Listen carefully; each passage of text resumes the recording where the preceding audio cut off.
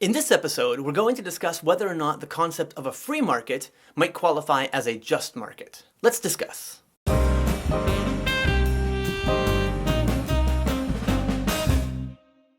If you're a utilitarian, a just market is the market that maximizes welfare. If you're a libertarian utilitarian, and it's important to note that not all utilitarians are, then you probably believe that a free market is the best way to maximize welfare. Other libertarians support a free market because they believe it's the best way to respect human freedom. The choice to do what you will with your own private property, so long as that choice doesn't infringe upon the negative liberty of others. The libertarian view, then, is that a just market is a free market. But is that correct? Michael Sandel offers two questions in response. First, should everything have a price tag? If you watched my video on utilitarianism, you know that one common critique of it is that it's very difficult, if not impossible, to put everything on a common scale of currency. But that's kind of what a free market does. That is, everything in a free market is measured on a common scale. Money. But if there are some things that shouldn't be on that scale, then how can we buy and sell them in a market?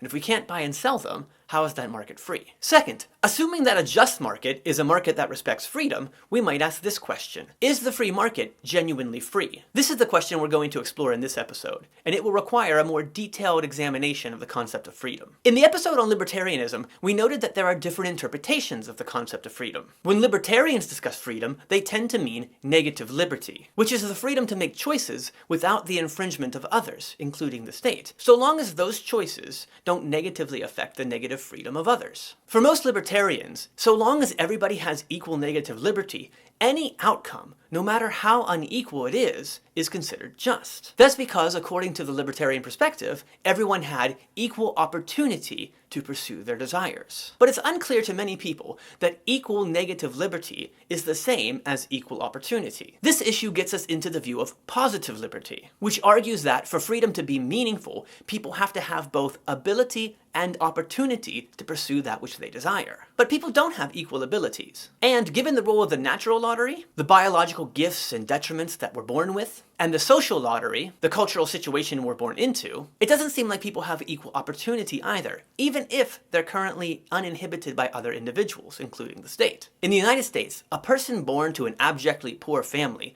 probably isn't going to have the same opportunities in terms of access to quality education and healthcare as someone who is born to a very wealthy family. To be clear, this doesn't mean that the poor child is bound to failure and the rich child is bound to success.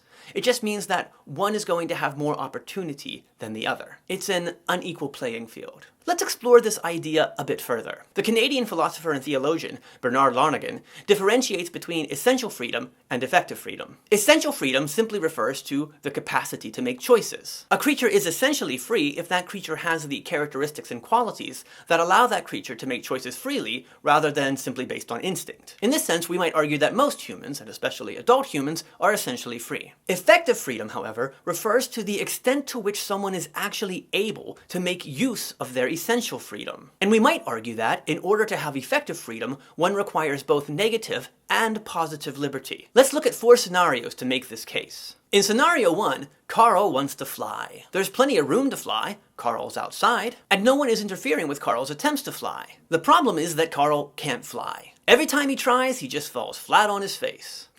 Oh no, sorry, I was just envisioning it in my head. In scenario 2, Carl wants to swim. Now Carl actually has the ability to swim. He does a pretty mean doggy paddle. And again, no one is interfering with Carl's attempts to swim. The problem is that Carl is stranded in the middle of a desert, so there's no water. In scenario 3, Carl wants to play on the monkey bars. Carl's pretty good at the monkey bars, and he happens to be at a playground where there are lots of different monkey bars to play on. The problem is that there are bullies at this playground, and every time Carl tries to go to the monkey bars, the bullies stop him, push him away until he has to leave. In scenario 4, Carl wants a banana split. And let's be honest, who doesn't? Carl has money in his pockets, and he's standing in front of a Dairy Queen. The worker at DQ asks Carl what he wants, and he says he wants a banana split. The worker makes the banana split and gives it to Carl. He gives the worker the money, and Carl eats the banana split happily. Finally, you got something. Yay! You don't like banana splits?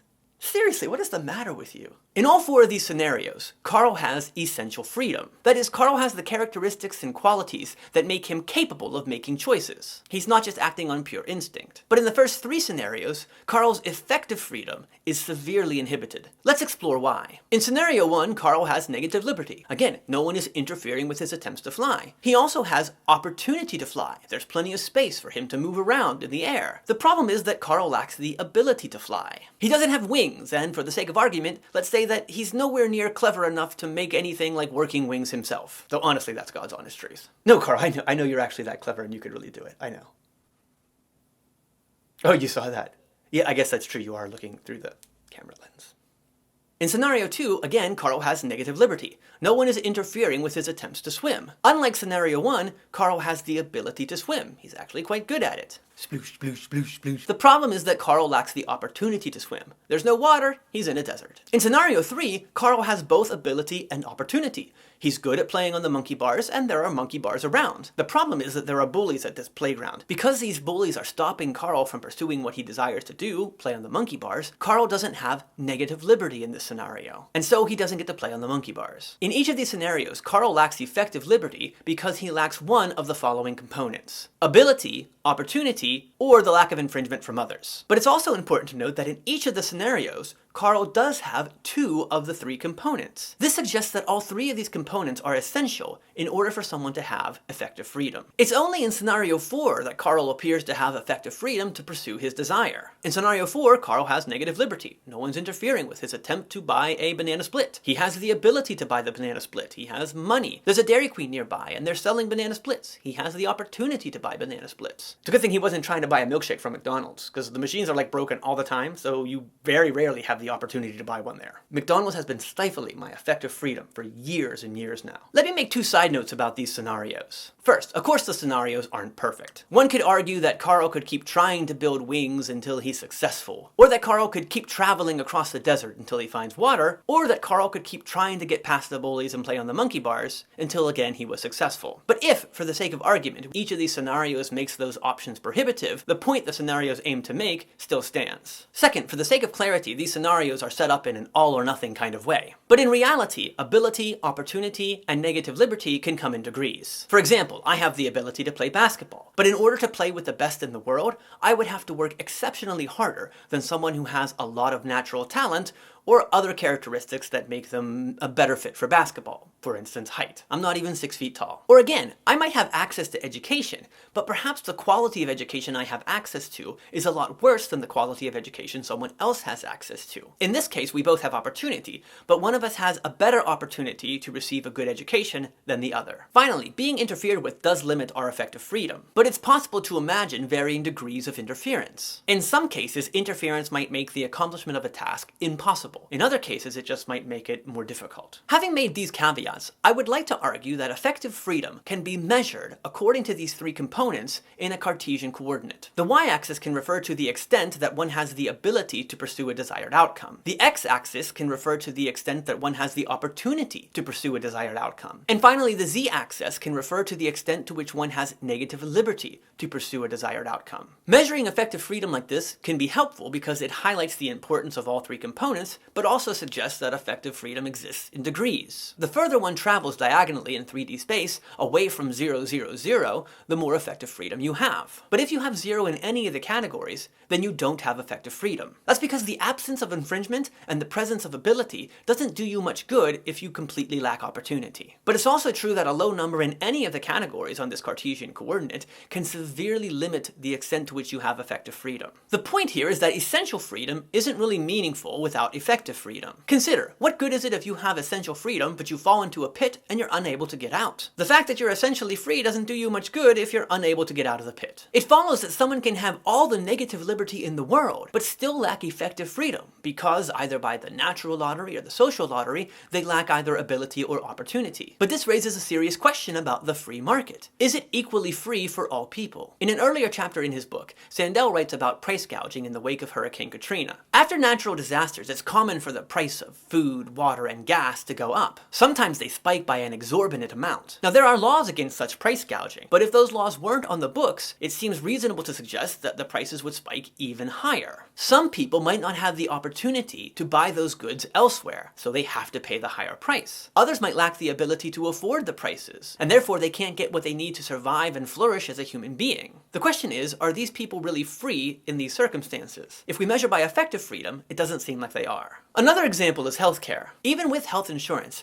those who lose the natural lottery in terms of health are often saddled with ridiculous amounts of debt because of the cost of healthcare. In the sense of negative liberty, they're free not to purchase healthcare. But if they don't purchase healthcare, they might have an exorbitant amount of suffering, or they might even die. And that's assuming they even have the money to purchase healthcare in the first place. Again, they're not being coerced to purchase or not purchase healthcare, but oftentimes they seem so powerless in terms of ability and opportunity, it's counterintuitive to suggest that they have effective freedom. A more specific example from the healthcare industry comes in the form of prescription drugs. If a company can get a patent or corner the market on a specific medication that might be necessary to save lives, they can charge a lot of money for that medication. This happened in 2015 when former American hedge fund manager Martin Shkreli gained a monopoly on Daraprim, a medicine that's used to treat toxoplasmosis, which is caused by a parasite. Shkreli increased the price of the drug from $13.50 a pill to $750 a pill overnight. This is an extreme case, but generally speaking, it's not an isolated incident. Other life-saving drugs have seen spikes, either because one company gains a monopoly over it,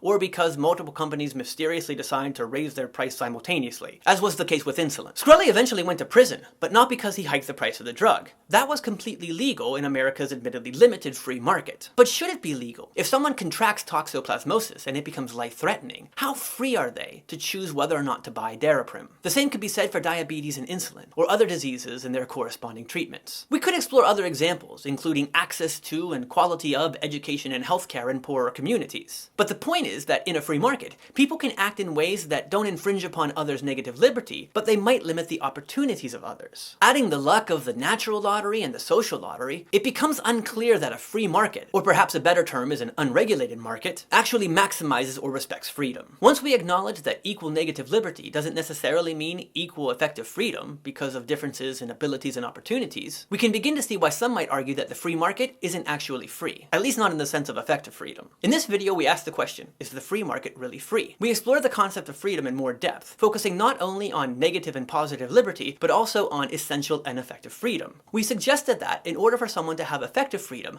they need negative liberty, ability, and opportunity. Because these things can all come in degrees, people in a free market might have different amounts of effective freedom. This might be because of the natural lottery or the social lottery. In either case, it's unclear that a free market is equally free for all people in the sense of effective freedom. This raises the question of whether a different form of market, perhaps one with limited regulations, might be better at ensuring a more equal distribution of effective freedom. And if our main concern is respecting freedom, such a market might be a better way to do that. Over the next few episodes, we're going to explore some theories of justice that can provide a foundation for such a market. Until then, farewell.